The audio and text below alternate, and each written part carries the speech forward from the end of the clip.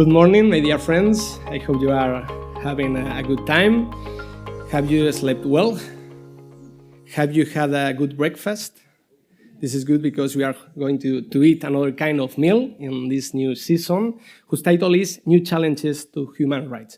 I'm going to invite to the speakers to come here to the platform. Yeah, you can come here, please.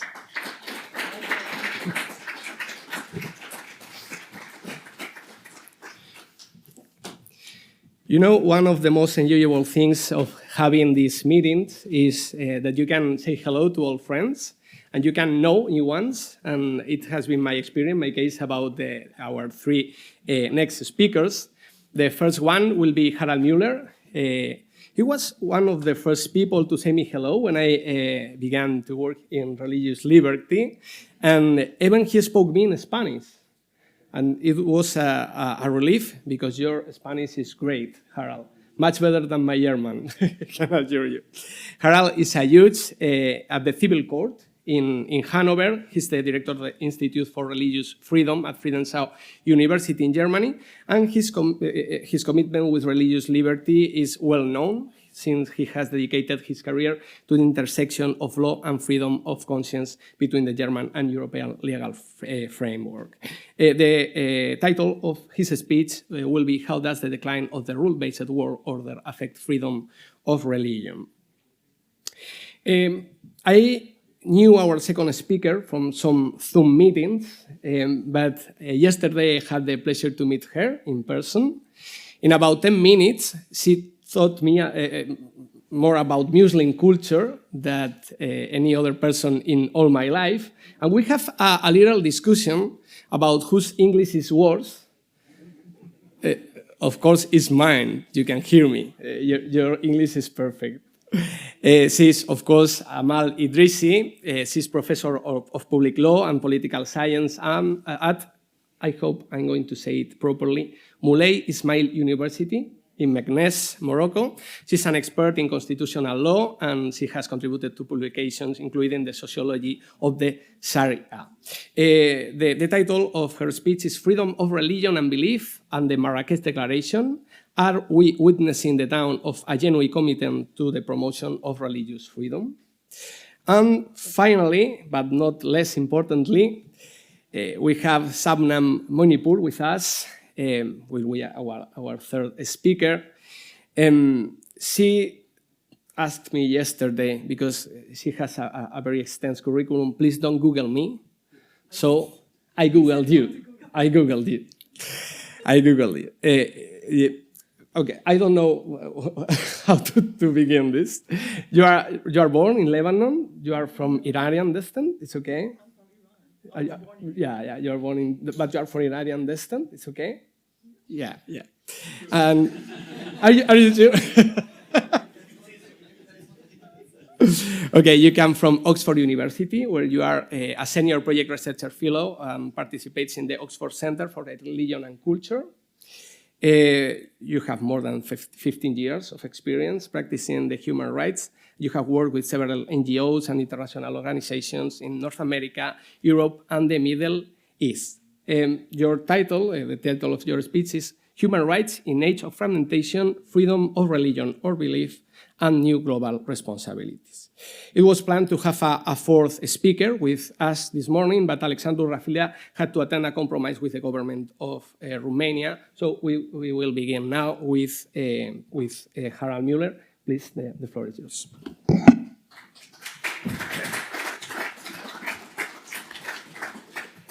Thank you very much. Good morning, everybody. I would like to show some PowerPoint. It is still there. It is already there, and we can start.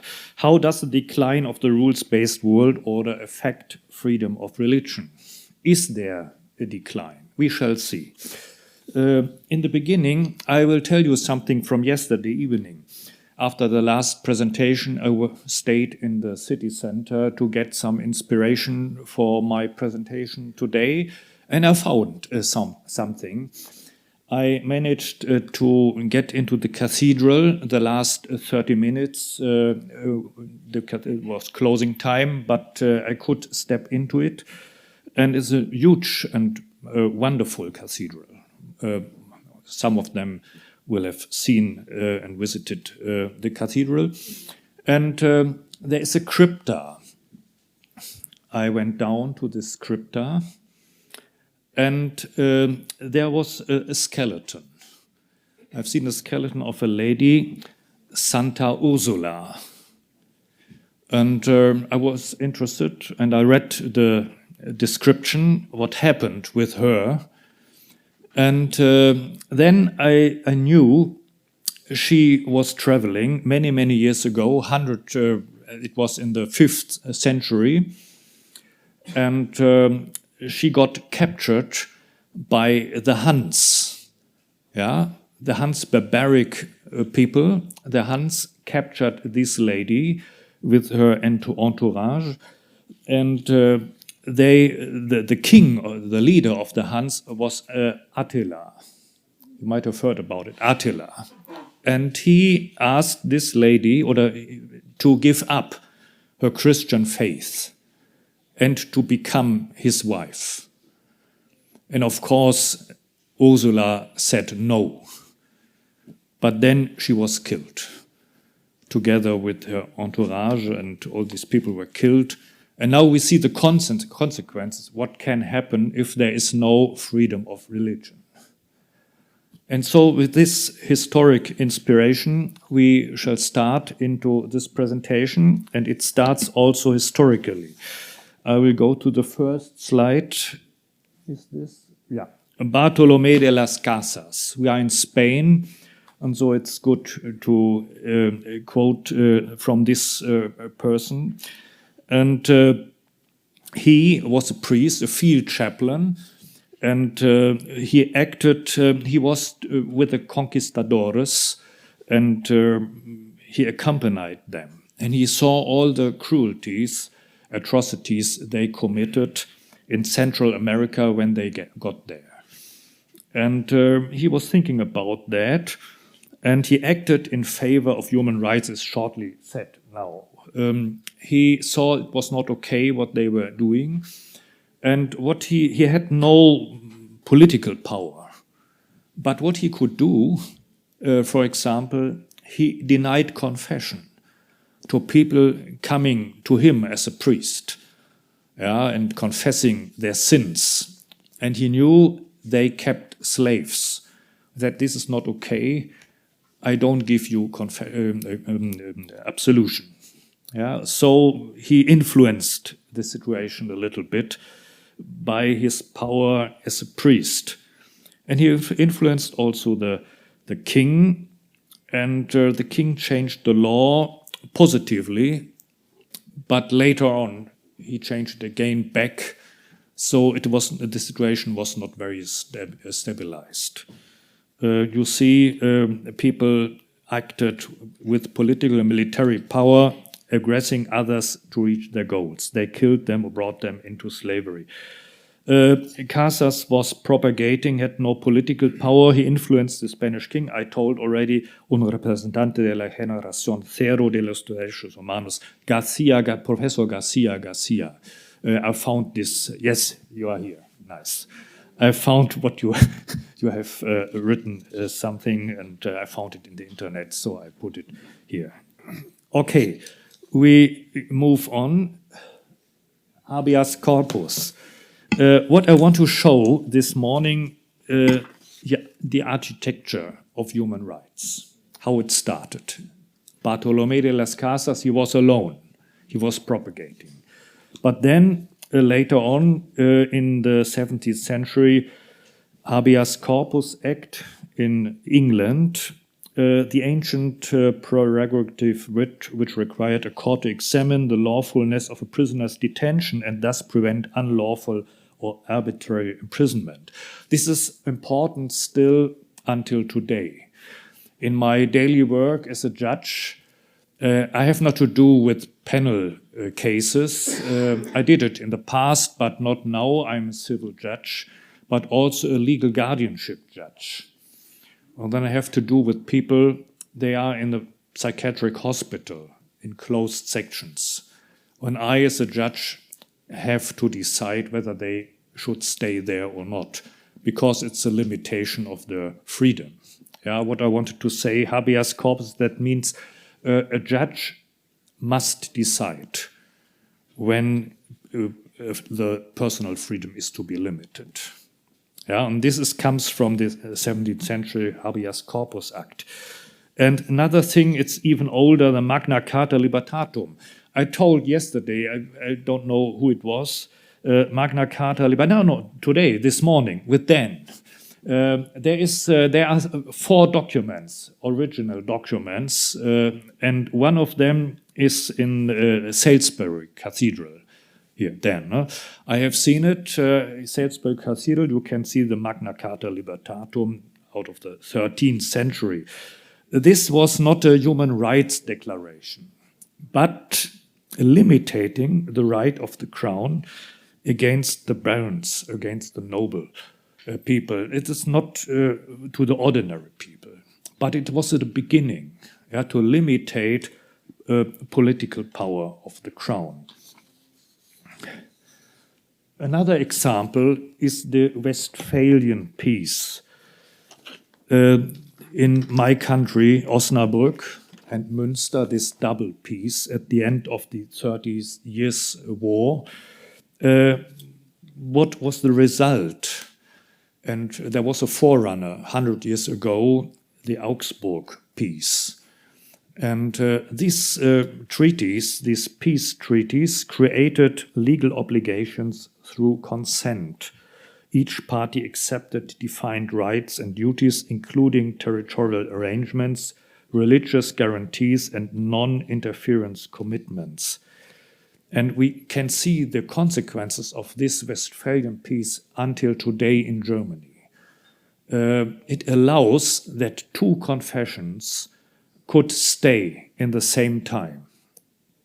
In the ancient understanding, this was not possible, a breach of constitution. But from this time on, the Westphalian peace and also the Augsburgian peace, it was possible to cope with that situation, to have 2 confessions or even more confessions in the same time in one country. And this works until today. Of course, this peace is not valid anymore. But we see the consequences because some areas are more Catholic and some areas are more evangelical in Germany. Okay, we move on. Thomas Hobbes. These are only some examples of the development. Yeah, I want to show the development. Thomas Hobbes in the 16th century, the forerunner of the Enlightenment. He wrote the Leviathan, a treatise on civil society. He understood civil society, I understood the state as a social contract. Yeah, this was a progress to understand that as a social contract, rules are important. Yeah, rules. Not bellum omnium contra omnes. Yeah, the war against each other. Everybody is fighting against each other. No, rules are important. State as a social contract. Thomas Hobbes. Now we move on to the United States. USA Constitution in the 18th century, Bill of Rights a little bit later. Here it's interesting to see the Bill of Rights, the 10 amendments. And as you know, the First Amendment is interesting for us concerning freedom of religion. Congress shall make no law respecting an establishment of religion or prohibiting the free exercise thereof. But then there come other laws abridging the freedom of speech, of the press, the right of the people to peacefully to assemble. So the question arises, is there a hierarchy of these rights? Yesterday we heard something about that, hierarchy of rights. And in the historic understanding, experience of the first people coming to North America, the Pilgrim Fathers, of course, this first right, freedom of religion, was the most important for them. Yeah? But now we are not thinking that way, that one right is more valuable, more important than the others. But there is still a difference. I go a little bit further, and freedom of religion is connected to human dignity, probably sometimes more than freedom to speech, freedom to assembly. Is it necessary? The question arises, is it necessary because we have also freedom of expression and freedom of assembly? Heiner Bielefeld, the former special rapporteur, says this question shows a fundamental misunderstanding. Freedom of religion gives people the right to organize their lives according to their convictions. One example, Muslim headscarf. Not only to have an opinion about the headscarf, to talk about the headscarf, but to wear it, to act according to your convictions. Yeah, we have some international efforts, and I show this. My question was, how is the decline? How does it affect freedom of religion? Now I'm not showing the decline, I'm showing to construct this architecture, how long it took. International efforts, League of Nations, in the beginning of the 20th century after the First World War, primary goal to prevent another war, not very successful as we know. Yeah, USA even not a member. Wilson was the founder of this League of Nations, but USA not a member. United Nations then, after the Second World War, and very important Declaration of Human Rights from 1948. And later, a little bit later, European Convention on Human Rights. The difference, it's legally binding. Yeah, convention, legally binding, declaration, not legally binding, with authority, of course. Yeah. And also the UN Declaration, the Civil Pact 66, UN Declaration on the Elimination of All Forms of Intolerance and of Discrimination based on Religious or Belief from 81, and the European Union Charter of Fundamental Rights is part of the Lisbon Treaty in 2009. So this is the architecture now from centuries, yeah, in the Middle Ages and a little bit later, and now until today, it took a long time to construct this architecture of rules, of international rules. What are the challenges? Many problems unsolved. Islam is questioning the Western view of human rights. I just say I cannot go deeper now. Clash of civilization, question mark. Then the problem of migration. In almost every European country we have this problem, international, in USA and other countries as well. Middle East conflict, unsolved. Now we see what's going on. The Iranian war and the war in Israel, Palestine, Lebanon. All these areas are affected. Tendency to right-wing parties. In my own country, we have this problem, and in other countries, European countries as well. Tendency to right-wing parties worldwide, to authoritarian governments, the role of Russia, Ukrainian war, the role of China, economical hegemony, and US under Trump. So it's a problematic situation. Moment, this is too far. It was still the end. Conclusion, yeah, what I wanted to try. Munich security, yeah. Consequences, here. We have to look at this.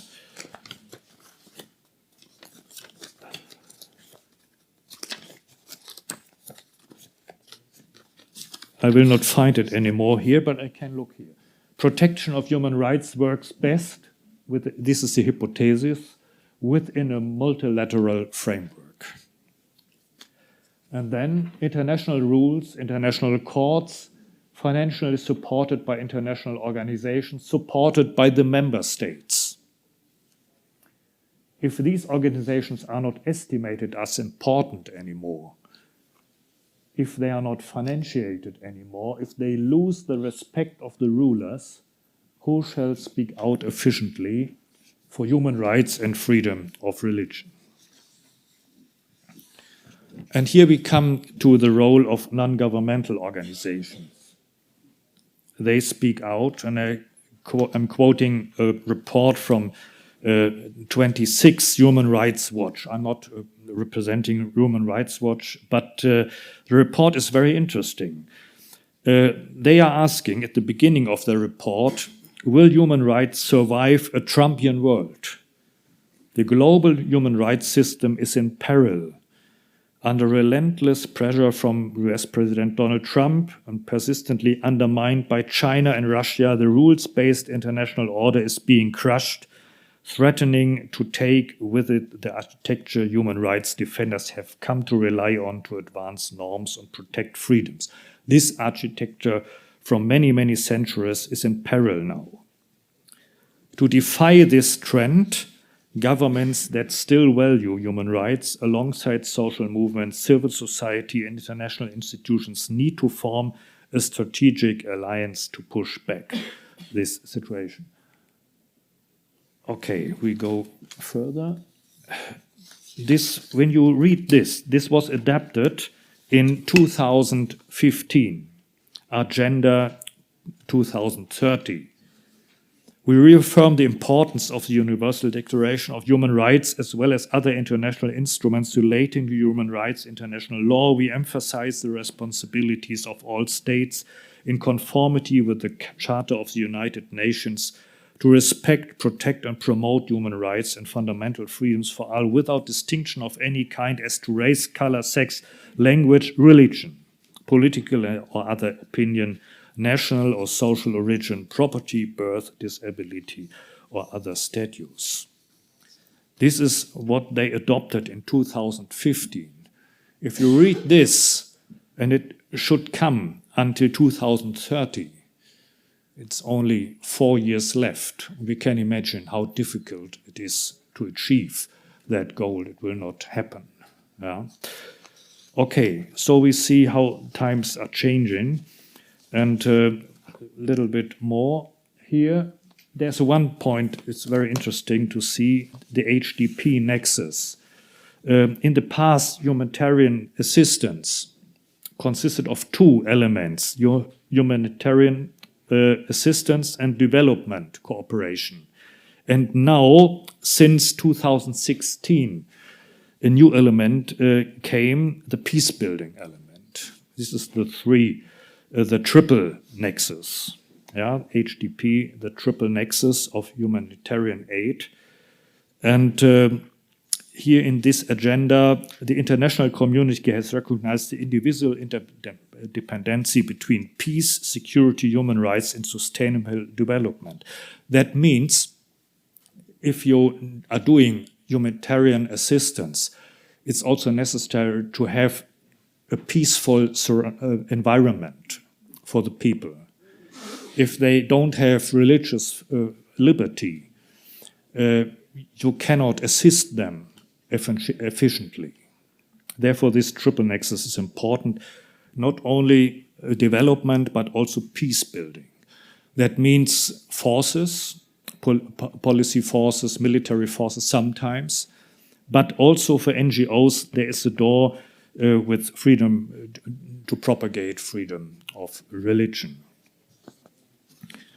And this is in danger if it's not financiated anymore. Therefore, it's so important. How does it affect if this architecture is not important anymore? Rulers are thinking we give our money to other things. Yeah, we don't financiate. We close the agency like Trump did. Yeah, then these things cannot happen anymore. And this affects the human rights as well. Conclusion. The rules-based world order is at stake. And also, we can quote, I don't do it now, I have done it here in the presentation, but we skip it. Chancellor Merz was speaking out. Rules-based world order is crushing. We know that. But the conclusion is the rules-based world order, including the protection of human rights and freedom of religion, has developed during centuries up to the now existent UN architecture. There is a danger to lose what has been reached through intensive and insensitive maneuvering of political leaders. It's up to the remaining actors, governments, civil societies, and NGOs to speak out for human rights and freedom of religion. This demands coordination, financial support, and personal commitment. Thank you very much.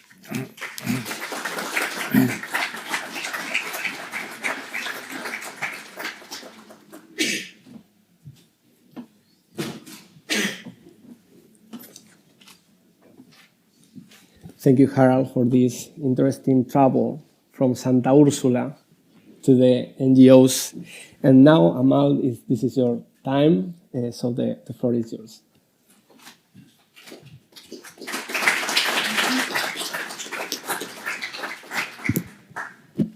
Good morning, everybody. It's my pleasure to be here with you to share another kind of problem, complete different, for different presentation from here to today.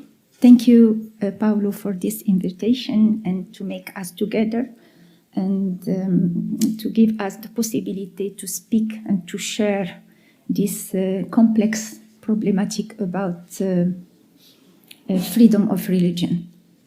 Now we move for my problematic and my question. It's about Marrakech Declaration. The first spring that the Arab have before the Arab Spring, it was their independence. When they join the independent states, the first thing they do after that, they return for their culture and they put the Islam-like religion of the state in the different constitution in the Muslim world. Morocco, Algeria, Tunisia, Egypt. And time to time, they added that the Sharia is the only source of legislation. And another time, they put the only legislation in the Sharia. It's very complex. And when we speak about freedom of religion, it's good to know in Muslim world why they didn't put it in their constitution and why they make different trick and trap to not see it directly. If I give 3 examples, like Morocco, Tunisia, Algeria, Morocco didn't put it. They speak about practice, les pratiques culturelles.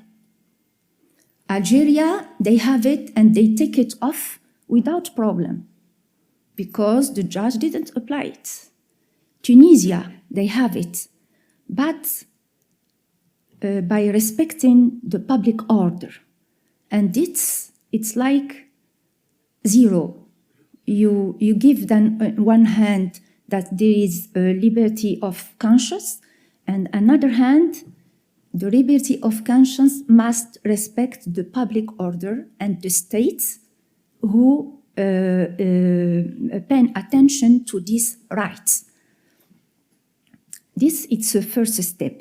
The second step, the Muslim state want to be modern, and they start to have different declaration, not by saying freedom of conscience or freedom of liberty of religion, but by saying the dogma of Islam, it's very good, and we have no compulsion in the Quran, and it's enough. This it's largely sufficient to be in the same way with the Western. This it's before Marrakech Declaration. With Marrakech Declaration, it's a new words. It's a new paradigm, you can say in English paradigm, yes? Yeah, by using non-compulsion in Islam. Non-compulsion, it's like in CCPR, it's the same. And they added, we are citizens. It's not only Muslim, it's not only subject, we are a community of citizens. This is the second pillar. The third pillar, it's about let's make something together that there is no difference between us. We are the same. Whatever your religions, we make this community like Ummah, it's nation. And the fourth pillar, it's with education. Freedom of religions will be in good way if we start to move from our curricula everything against freedom of religion. All these things are very good. All these things, it's in the same way of the international human rights. But when we return to the code, penal code, this is the reality. If I take the penal code, Moroccan penal code, or Algerian penal code, or Tunisian penal code, you can see that you are welcome to change your religion to Islam, but it's forbidden for you to leave the Islam in Morocco, in Tunisia, and in Algeria. If I compare the Marrakech Declaration with what the judge applied in Morocco, Tunisia, and Algeria, you can see that the declaration is only words. To have the same opportunity to speak with Western who point all the time Muslim states that we don't have the same language, it's impossible for you to speak about human rights.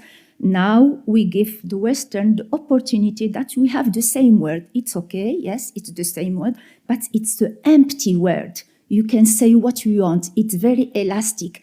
It's like a bag. You can put what you want inside, but the judges can't apply it. It's like dignity. How the judge can apply dignity? What is the dignity for the judge? If you speak about the practice, we don't speak about the individu. Yes, we speak about the dogma, how to protect the dogma like Islam, not to protect the individu and to give a choice for individu to practice what they want. And the reality is very clear when we read the penal code in different countries. Algeria, Tunisia, Morocco, this is the reality. And when I ask my students who can judge in Morocco, why you don't apply declaration from Marrakech, or the international freedom of religions like in CCPR, he told me, no, I must apply Moroccan law. And if I don't do that, my hierarchy will be unhappy and I can't have promotion. I understand, yes? But why we play with all these kind of words and we make the people not in good situation? Because for me, it's like deco. You use something to manage and to be nice with somebody else, and it's very cut from the reality. Why? Because we have a pressure by the Western to do something. For me, if I want to compare Marrakech Declaration and Rabat process or action, because Rabat action is from UN, it's practical and technical. We have 6 pillars: the context, the person who speaks, the hate of speech, and it's not or not hate of speech. It's clear, it's technical, and the judge can use it. But when we have Marrakech Declaration, it's not only Marrakech Declaration. We have Abu Dhabi, we have Cairo, we have Washington, a lot of brands and a lot of words and a lot of declaration. Empty declaration, because I'm a lawyer and I'm a professor of law. For me, it's good to be precise. What we want to do with this concept? it's like, perhaps I finish with this nice citation by Nietzsche. When you added misunderstanding on the word, you make people unhappy. En français, c'est très joli et c'est plus facile pour moi. Je ne sais pas pourquoi. Je ne sais pas pourquoi, c'est extraordinaire.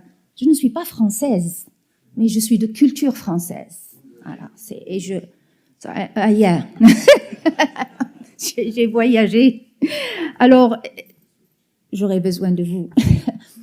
Alors, mal nommer les choses, c'est ajouter des malheurs à l'humanité. Alors, comment traduire ça? Je ne sais pas. Mal nommer, c'est miss and name things if added sad things on humanity, I think. Thank you for your attention.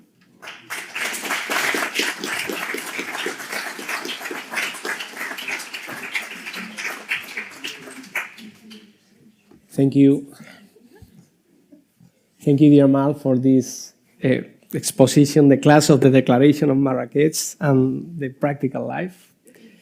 And you have your time, you have more time. For questions, yeah. And I suppose there, yeah, I suppose it. But yeah, it's your time now. Thank you very much. The floor is yours. No.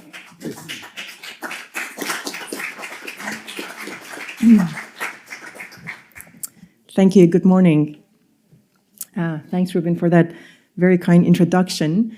And thanks to the International Association for the Defense of Religious Liberty for convening this important and timely conversation.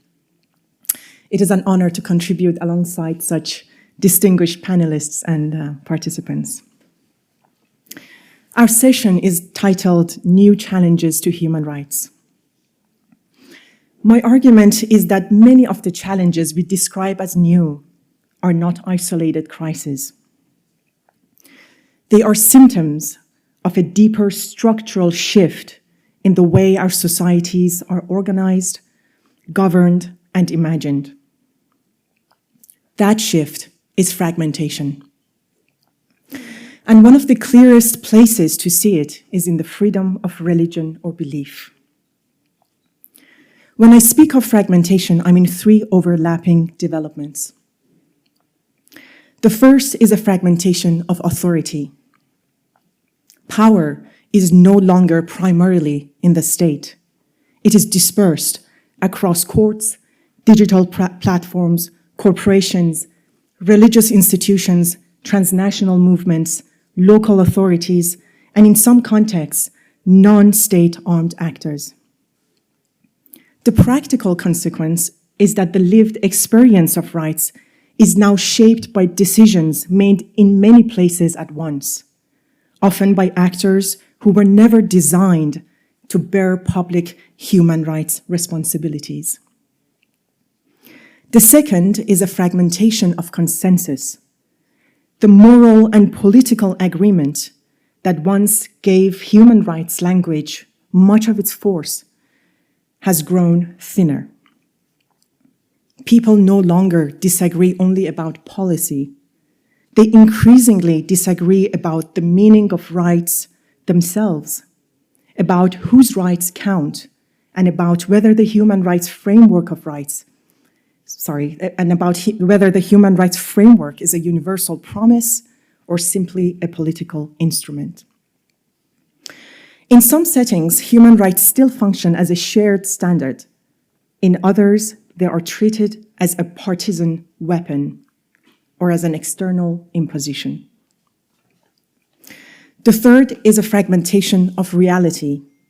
Our digital information environments are producing parallel worlds, different facts, different fears, different narratives, and different understandings of who is under threat. When societies lose a shared public sphere, rights debates become less about balancing principles and more about competing stories of identity, grievance, and danger. When these three forms of fragmentation converge, the protection of human rights becomes far more difficult. This is not because rights are less important or matter less. In fact, they matter more. But the ecosystem that once helped sustain and enforce them is changing around us. That is especially true in the area of freedom of religion or belief, or FoRB. And it is worth pausing for a moment on what FoRB actually means. Because in public debate, it is too often reduced to worship alone. FoRB protects freedom of thought, conscience, religion, and belief. It includes the right to hold beliefs, to change beliefs, and to manifest belief, alone or in community, in worship, teaching, practice, and observance within the legitimate limits of the law. It also protects non-belief. It protects dissent. It protects those who question inherited traditions, those who convert, and those who decline religious affiliation altogether. That fuller understanding matters, because in fragmented societies, the pressure points are rarely confined to places of worship. They appear in education, in expression, in association, in conscience, in identity, and in the ability to participate as equals in public life. So what then are the new challenges to human rights? I would suggest that what is new is not intolerance itself. Intolerance is tragically old. What is new is the environment in which it operates, the actors through which it is exercised, and the mechanisms by which it becomes normalized. The first pattern is this. New actors now exercise old forms of power. Traditionally, the human rights question began with the state. What is the state doing? What law has it passed? What restriction has it imposed? Those questions remain indispensable, but they are no longer sufficient. Today, we must also ask what platforms are doing, what employers are doing, what banks are doing, what local authorities are doing, what transnational networks are doing, and what informal pressure systems are doing. Freedom of religion or belief is increasingly shaped by decisions made outside parliaments and ministries. A platform may alter its moderation policy and begin removing religious content as sensitive or controversial without clear explanation and without meaningful appeal. A bank may decide to de-risk and close the account of an organization linked fairly or unfairly to a community deemed politically contentious. An employer may adopt a stricter neutrality policy that appears even-handed in theory, but in practice, it reduces accommodation for religious dress, prayer, or observance. A local authority may discourage venue rentals for a minority group, not through a formal ban, but through delay, obstruction, and quiet pressure. None of this looks at first glance like classic repression. No dramatic law is passed, no explicit prohibition is announced, and yet the cumulative effect can be strikingly similar. Association is chilled, visibility is reduced, participation becomes unequal, and a community learns that it is safer not to be seen. This is one of the defining human rights problems of our time. In fragmented systems of governance, rights are often narrowed not by one sweeping act of repression, but by 1,000 small decisions, each of them individually defensible, yet together deeply corrosive. Accountability becomes harder because responsibility is blurred. Power is still there, but it is harder to locate, harder to contest, and easier to deny. The second pattern is the rise of new conflicts that reshape rights debates. In many societies, conflict is no longer only territorial or institutional. It is increasingly identity-based, narrative-based, and fear-based. we see fear of demographic change, fear of extremism, fear of cultural loss, fear of the unfamiliar, fear of the so-called other. And when fear becomes the organizing principle of politics, human rights becomes fragile because rights require restraint, while fear punishes restraint. This is where freedom of religion or belief becomes especially vulnerable.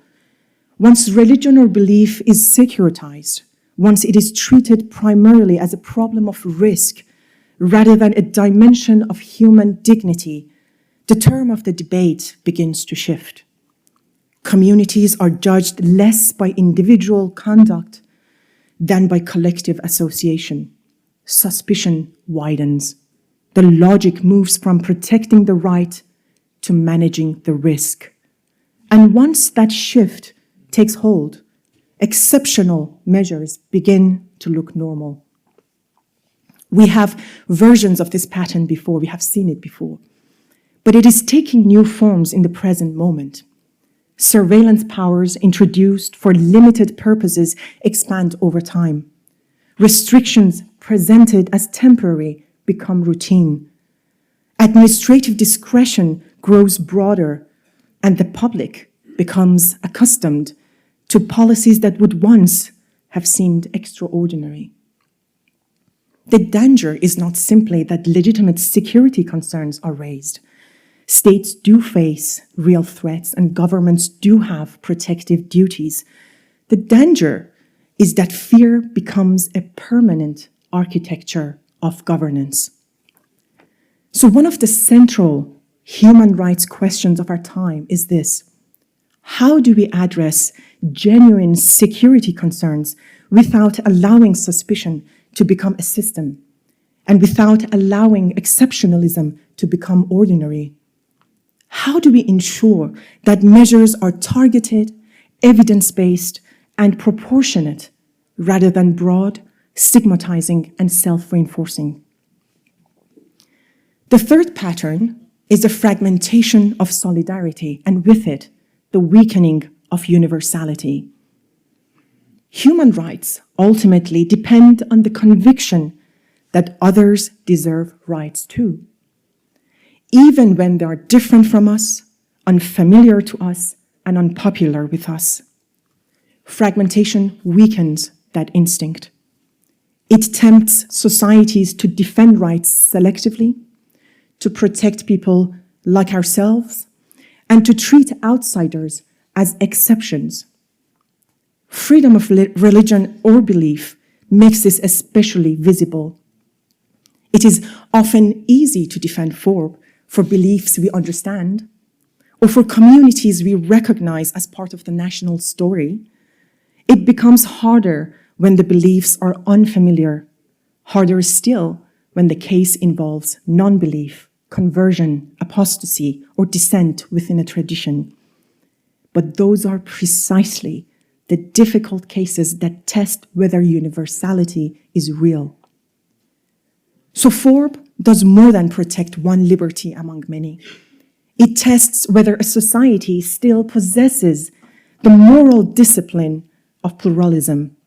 It asks whether we can distinguish disagreement from dehumanization, criticism from exclusion, public order from coerced uniformity. It asks whether a fragmented society can still say in practice and not just in theory that dignity does not depend on similarity. Up to this point, I have described the challenge, but the second half of my title is New Global Responsibilities, and I chose that phrase deliberately. Fragmentation can easily produce a politics of resignation. It can tempt us to say, this is simply how the world is now. Power is dispersed, truth is contested, solidarity is weak, and there is little to be done.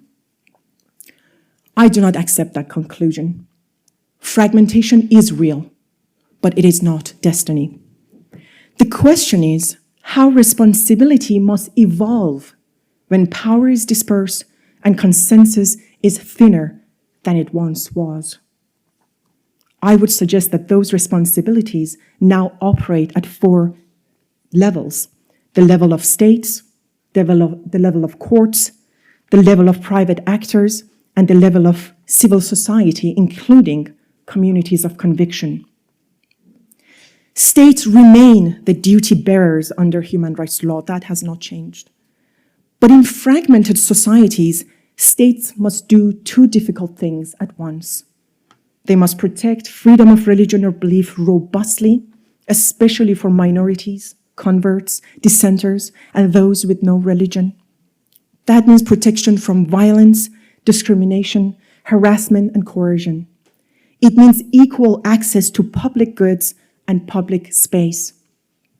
It means safeguarding the rights to assemble, to teach, to speak, to educate, and to live one's beliefs within the legitimate limits of the law. At the same time, states must avoid turning protection into favorism. That is crucial. When the state appears to privilege one faith, one worldview, and one identity as more authentic, more loyal, and more deserving than others, it deepens fragmentation rather than healing it. It turns FoRB into a zero-sum contest. It transforms equal freedom into a hierarchy of belonging. So the responsibility of the democratic state today is to be both firm and fair. Firm in protecting the vulnerable, fair in refusing to create first-class and second-class forms of belonging. Firm in addressing real threats, fair in refusing to govern through stereotype. Firm in upholding rights, fair in doing so through clear law rather than informal pressure or selective discretion. Courts, too, have an important role in an age of fragmentation. More and more, they are asked to decide cases at the point where rights collide. Freedom of religion or belief with equality, with expression, with education, with labor rules, and with public order. Their task is not only to settle particular disputes, it is also to do so in a way that keeps pluralism legally possible. At their best, courts do this by insisting on some basic disciplines. Restrictions on rights should rest on clear and accessible law, not on vague standards, informal pressure, or untested claims. Where security is invoked, courts should require evidence rather than accept generalized suspicion. Where limits are justified, they should be no broader than necessary. And throughout, courts should be alert to stigma, collective blame, and guilt by association. Courts cannot overcome political fragmentation by themselves, but they can help ensure that fragmentation does not harden into institutionalized injustice. They can help preserve a space in which difference is governed through law rather than through fear. Private actors also carry responsibilities that can no longer be ignored. If platforms, corporations, employers, financial institutions, and service providers shape the conditions of public life, then they also shape the conditions under which rights are enjoyed or denied. This matters greatly for freedom of religion or belief. FoRB can be affected by deplatforming and demonetization, by the algorithmic amplification of hostility, by workplace rules, by profiling, by access to services, and by the governance of spaces that are privately owned, but they function in practice as public arenas. So one of the major tasks of the coming decade is to translate human rights principles into forms of private governance. That does not mean turning every company into a constitutional court. It means something more practical. It means transparency in decision-making. It means meaningful routes of appeal. It means non-discrimination, serious attention to accommodation and standards that are consistent rather than arbitrary. When private actors exercise gatekeeping power over speech, association, livelihood, and visibility, they are not peripheral to human rights.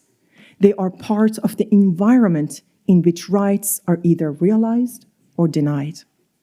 Finally, there is the responsibility of civil society, educators, journalists, community leaders, and communities of conviction themselves, whether religious or non-religious. Freedom of religion or belief cannot be secured by law alone. It also depends on habits of restraint, dialogue, principled disagreement, and civic courage. Civil society helps shape whether difference is experienced as a threat or as a normal condition of modern life. It helps determine whether communities retreat into grievance or learn to coexist without surrendering conviction. And communities of conviction have a particular contribution to make here. They can show what it means to hold deep commitments without coercion, to take part in public life without dehumanizing opponents, and to practice solidarity without demanding uniformity. In a fragmented world, one of the strongest defenses of human rights is a civic ethic able to say, I may disagree with you profoundly, but I will defend your dignity completely. And this brings me to the deeper issue. The real question is not simply whether freedom of religion or belief is one right among others. It is whether our human rights frameworks are still capable of functioning under conditions of deep pluralism, dispersed power, and persistent insecurity. FoRB matters here because it forces into view a question that many legal systems prefer to postpone. Can a society protect difference when that difference is not easy, not familiar, and not politically convenient? It is relatively simple to defend rights in cases that affirm the social mainstream. The real test comes when a belief, a practice, a conversion, or a dissenting conscience is seen as disruptive, unsettling, or unwelcome. At that point, the question is whether we still have the discipline to distinguish between conduct that is genuinely harmful and difference that is merely unpopular, unfamiliar, or unsettling. That is where the integrity of a human rights order is measured. Fragmentation, in this sense, does more than create new risks. It lowers the threshold at which rights become negotiable. It makes exceptional measures easier to justify. It broadens the range of actors who can restrict freedom without formal accountability. And it weakens the reflex of equal concern on which universality depends. That is why the response cannot be nostalgia for an earlier consensus. It has to be institutional and practical. Clearer limits on discretionary power, stricter demands of evidence and proportionality, and a more serious understanding that pluralism is not a social inconvenience, but a constitutional condition. So the question is not whether diverse societies can eliminate every disagreement. They cannot. The question is whether they can prevent disagreement from hardening into suspicion, exclusion, and injustice, whether they can govern difference without turning rights into conditional privileges, and whether they can build a just peace without demanding uniformity. If we fail at that task, freedom of religion or belief will not be the only casualty. What will be weakened is the broader premise that rights belong equally to persons whose identities, commitments, and convictions do not mirror those of the majority. But if we succeed, FoRB becomes more than a protected liberty. It becomes evidence that human dignity remains durable even where consensus is thin, power is dispersed, and difference is deep. That, I think, is the real responsibility before us. Thank you.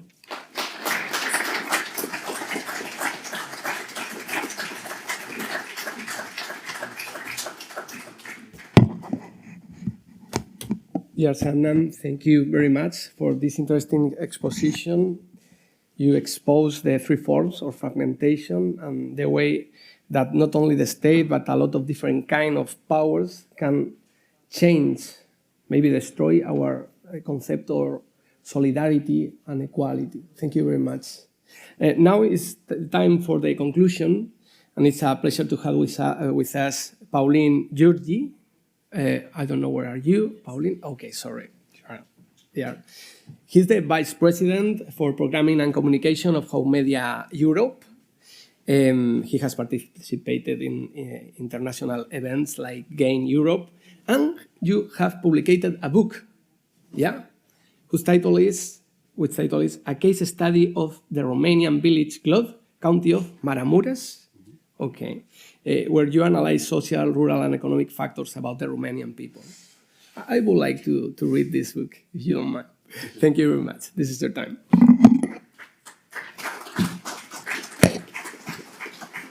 Thank you, Rubén, for Googling me. Yes, allow me first to sincerely thank to our distinguished presenters for the great presentations, also great thoughts, also impulses actually to act, to not just listen to talk, but to act.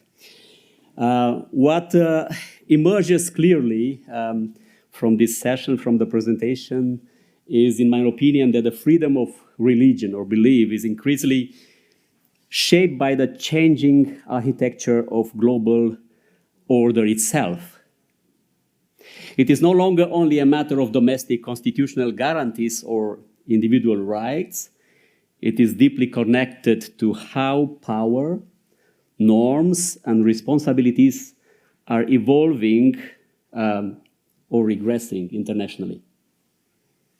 Starting with Judge Harald Mueller's presentation, a central takeaway, in my opinion, is that freedom of religion depends heavily on the stability of legal frameworks beyond the nation state, but even on individuals.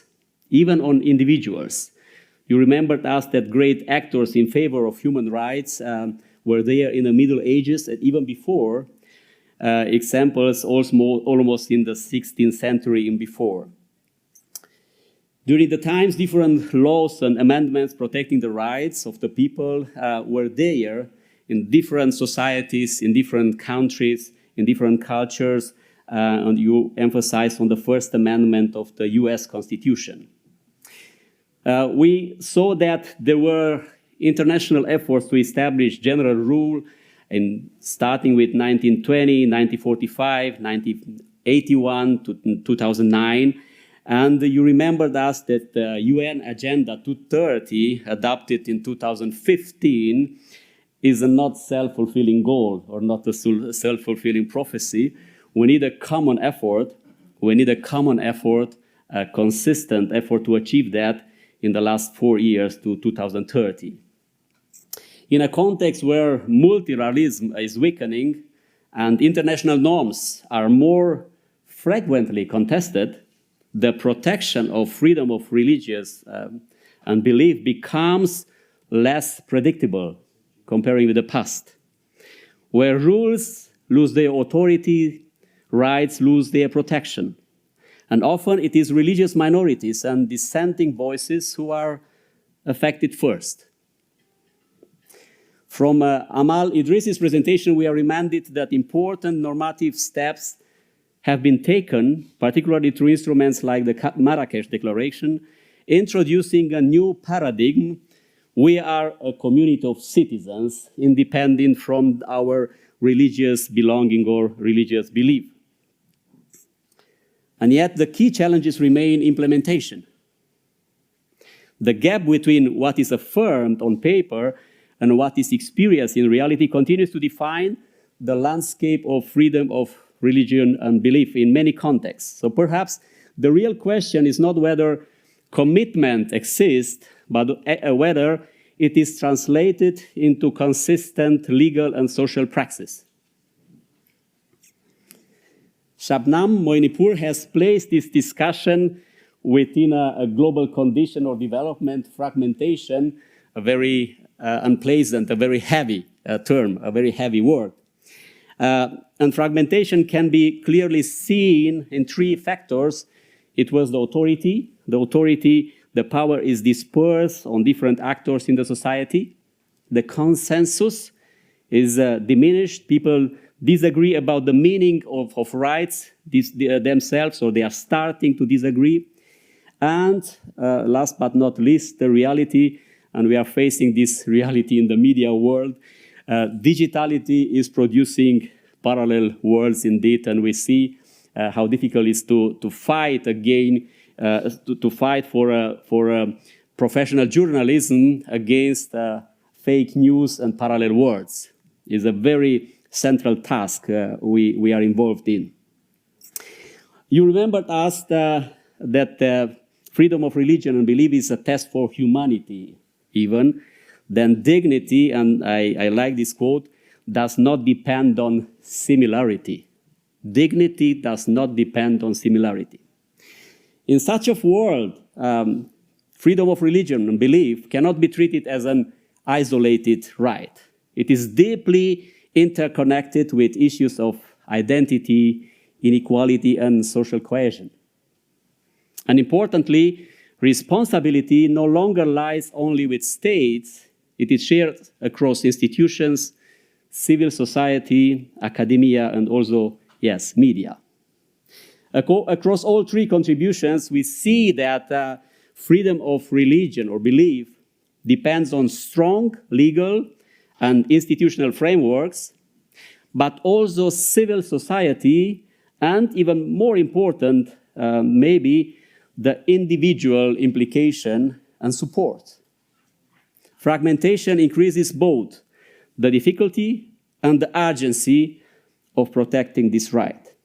What I personally take from this session is that the challenge today is not in the first line to define freedom of religion or belief, but to make it visible, understood, and defended in everyday public discourse.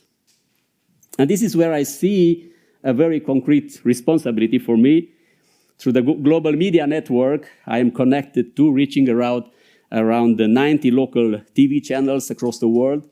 There is a real opportunity to bring freedom of religion or belief out of specialist discussions, which is very welcomed, into mainstream awareness. Because too often freedom of religion or belief is treated as a niche or secondary issue, but as we have heard today, it is a fact, a core indicator of human dignity, pluralism, and peaceful coexistence. My goal, therefore, is to contribute to making freedom of religion or belief a more central topic in public conversation. In the context, I can contribute to certain impact, not only when crises occur, but as part of how we understand rights, diversity, and democracy on daily basis. And perhaps this leads to a very simple but powerful reminder. As often attributed to Edmund Burke, the only thing necessary for the triumph of evil is for good people to do nothing. Whatever or not the attribution is exact, the meaning is clear. In the context of freedom of religion or belief today, passivity is not neutral. Passivity is not neutral. It allows erosion to continue. So a central question is not only what is happening to freedom of religion or belief, but what each of us is willing to do to sustain and strengthen it. And you are here because you care. You care about that. Thank you. Thank you so much for that. Thanks a lot.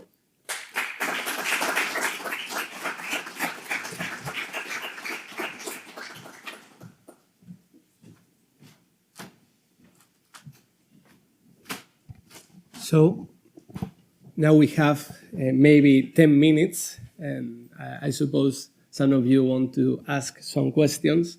So we'll need 2 mics, one for the assistants and one for us.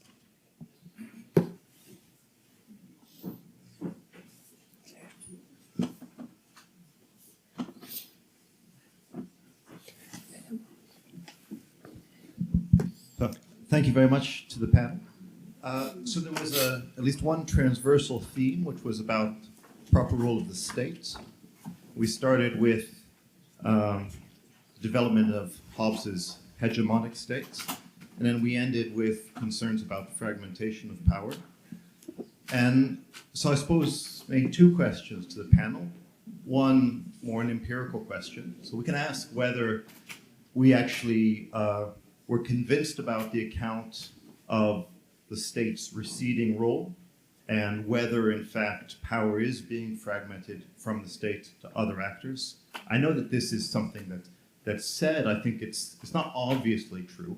I mean, it might be. It might also be the case that states always exert power through civil society institutions, and that civil society institutions, to the extent that they have power, they have it at the goodwill of certain states. So I think there's one question. The other question is more a normative question about whether or not that's a more or less desirable than the alternative of maintaining a hegemonic state. And it seemed in the last presentation that on the one side we had this question of kind of fragmentation and concerns maybe that this was something to be worried about, but maybe something that we needed to, it was inevitable, something that we needed to come to terms with.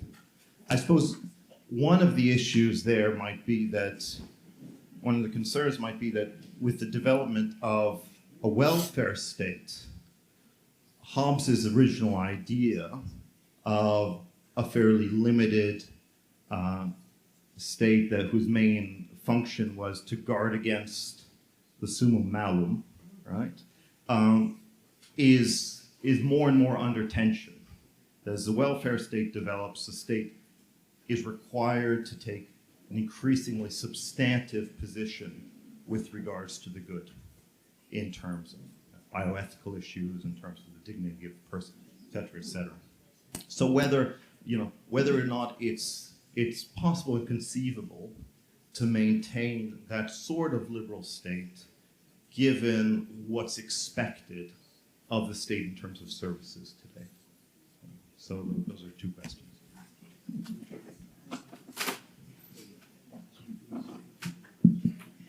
Thank you for that question. And I know we had some discussion about this morning. So just about your first question about whether the states are losing power, I don't think that's necessarily the case at the moment. But what I do think is that civil society and other groups are empowered.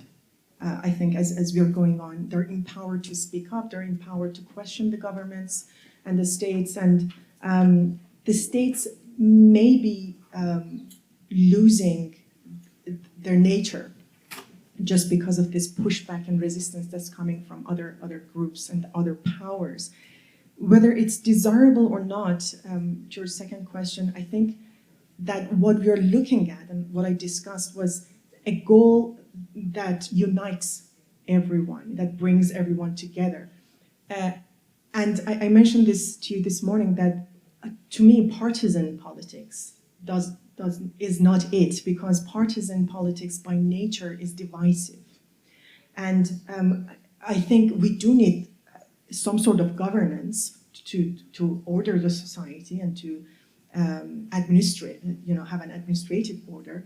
But I don't think partisan politics, and we've seen it, we are seeing it now, that it's not working, because partisan politics by nature, as I said, is divisive and probably not preferable. I mean, in one of my questions, I asked whether the frameworks that we have, can they move the world forward as it stands? So if it's not working, which is not, we have to rethink it. and redesign it and reform it so that all these powers that are coming into play are these resistances that are legitimately questioning their states, have a say and can also come into this administrative order that needs to happen and needs to be created anew. Thank you. Would you like to? I don't want to answer your question. Many thanks. Many thanks for the excellent presentations. Merci beaucoup, shukran jazilan. And I'm directing my question to you, Amal, linked to the Marrakech. Take my time. Exactly. You yielded your time, so I want to give you the additional couple of minutes, and precisely to look into the Marrakech Declaration, which was adopted precisely 10 years ago, but then also to look into the different languages of the translation, because it really matters. And I'm thinking about the penultimate call, and let me read you, all of you, the English version, which basically calls on all the various religions, sects, and denominations to confront all forms of religious bigotry, vilification, and denigration of what people hold sacred. And I'm quoting it because the Italian version is actually even explicitly referring to diffamazione di religione. So basically, religious defamation or defamation of religions, which from a human rights perspective is problematic, as we were discussing yesterday, because it's protecting the religions as such and not the individuals and groups. So I'm asking you what your position is, also how to explain and how to prevent that otherwise very positive and helpful documents could ultimately be backfiring by actually resuscitating concepts like defamation of religions, which has been for more than a decade a hot potato also in the United Nations with related resolutions and so on. So I think, again, these declarations and especially the different language versions actually really can count. I agree with you. I agree with you. Thank you for your question. Yeah. I have another question for you before, yeah.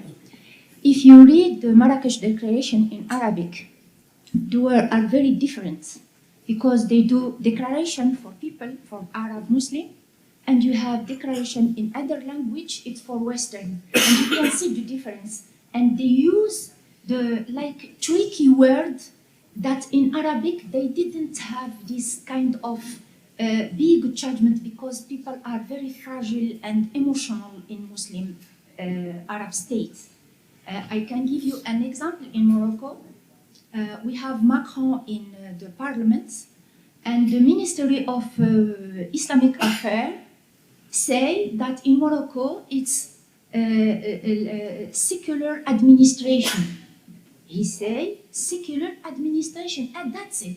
And tomorrow in the media, no, we are not laïc state, we are Muslim state, and the minister is wrong, and it was a big issue in Morocco for nothing. And I like the Minister of for Islamic Affairs, the answer was, you, the people who speak about this issue, all administration in Morocco are secular. It's not connected with the Sharia, like education and curriculum and constitution and foreign administration. Everything is secular. It's not connected with the Sharia. And he gave the example. When we are in economic conference, we don't speak about the Quran and the Sharia. It's very personal. We speak about numbers and number with economics and development. And it's secular.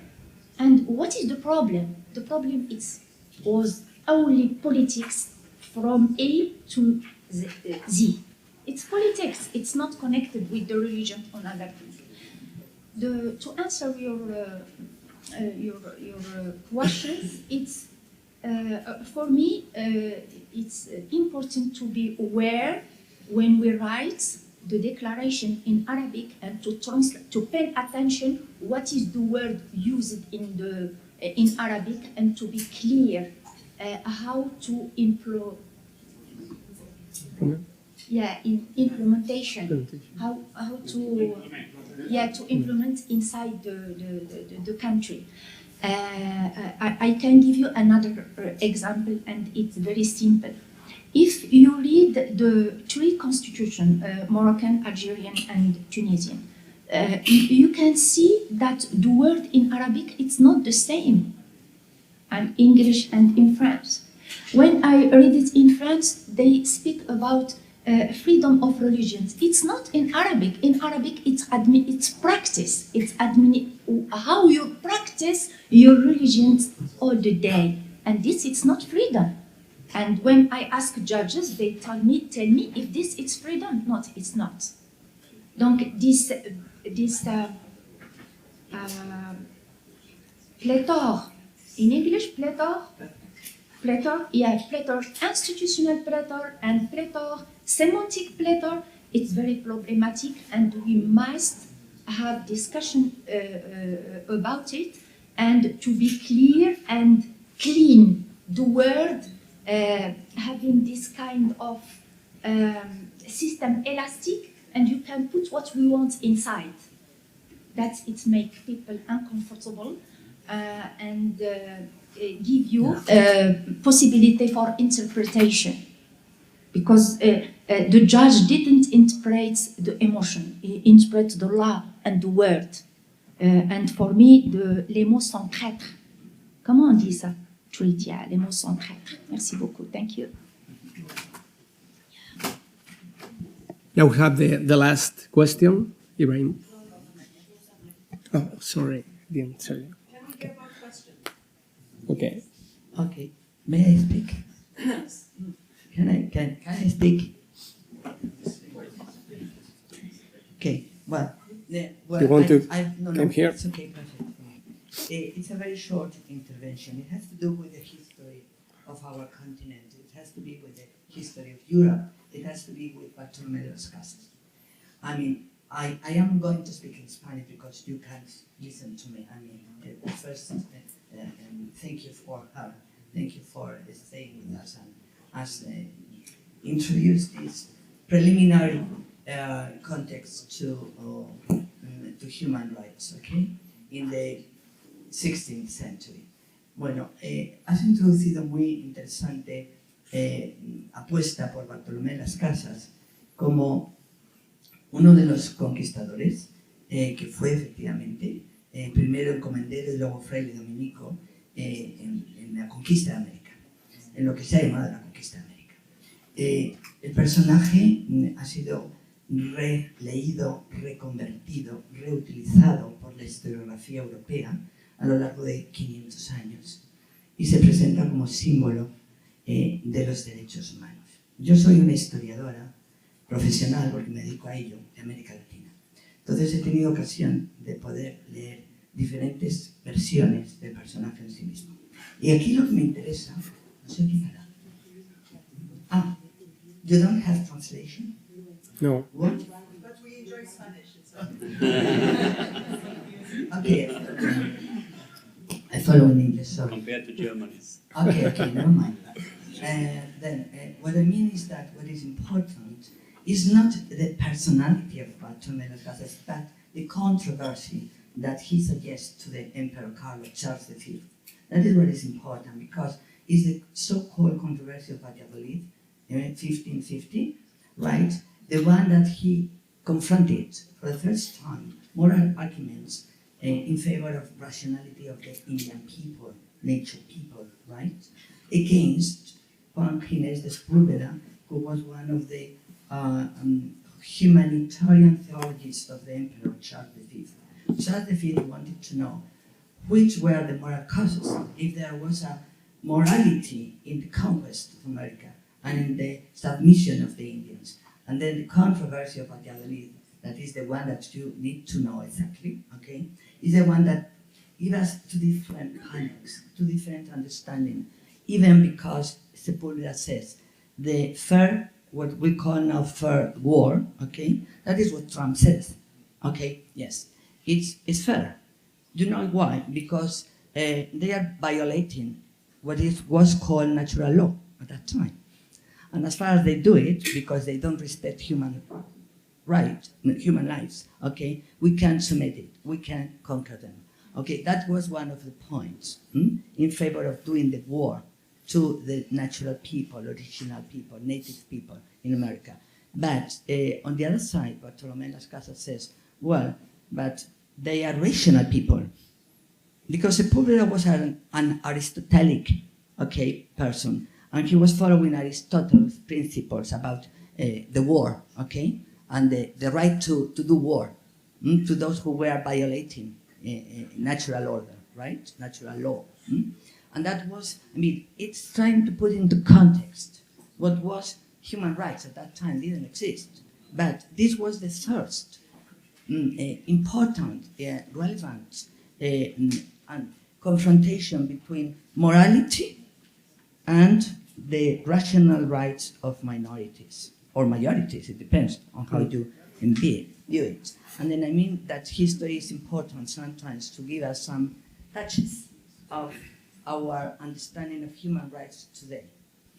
Puts them into context to understand, okay, the rationale of all the process. Thank you. Thank you.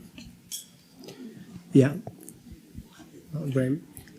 This will be the last question because we have to finish. Very quickly, Judge Mueller, you mentioned in your presentation that Islam offers a different conception and this is a challenge. This is a very important idea. Can you elaborate what you meant by this? When you mentioned that Islamic concept. Just a second, I'll say all my questions in one go. Shabnam, the fragmentation is very important. The moment you started, you spoke about structural external changes that made the human rights system inept. Can you elaborate on the internal structural issues? And if I take the same question probably to Nazila and to Michael, why does the UN, from your view, of course you don't speak for the UN, you're an independent mandate holder, but still it affects you. All what we saw from the UN is UN 80, which is a costing restructuring exercise, not a reform exercise. Why is this reflection delayed? Although we have the best, we have a beautiful car, missing pieces, and we blame the road. Now, what about completing the internal missing cars because of the fragmentation? And I think the last one is, no, I missed the last one, so sorry. Okay. The Western understanding of human rights usually is a universal one. They are valid in the whole world, universal rights. Not everybody is sharing this understanding, but mostly. And the Islamic view is different to that. And they have the Cairo Declaration. And so you cannot compare this with this Western approach. And so you have some differences. You know probably more about that than me. But for example, they have the Sharia. They put it in some way into that construction. And this the Western countries cannot do. So you have different understanding. I want to add something. Yeah. The Cairo Declaration, they clean the declaration from the Sharia, the new thing in 2020. The first declaration in 19. Yes? Yeah. I think, it's work. The first declaration in 1919, they emphasized the Sharia, and it was very problematic because the Muslim world, they have problem with one God, one prophet, one Quran, no opposition. This is the architecture of their meaning.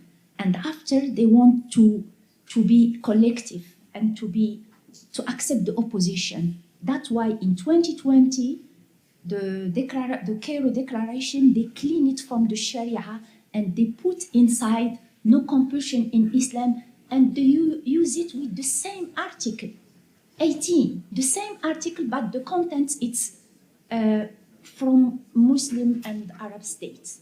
So there is no Sharia inside. That's fine. Thanks for your question. I wish you could elaborate because I believe my talk, it sort of covered both external and internal issues and the way both states, courts, civil society and private actors can, so it's a very holistic thing. And by internal, do you mean like personal? No, the UN mechanisms, they don't fit together. Oh, I see. Oh, sorry, totally misunderstood. I think Dr. Ghanea is the expert. And that's why I asked the question to you. do you need the mic? Okay. Right, sorry, I misunderstood. Okay. Are there more questions? I think we are done. So we will have a little break now. We are closing our panel. We thank our speakers with our applause, please.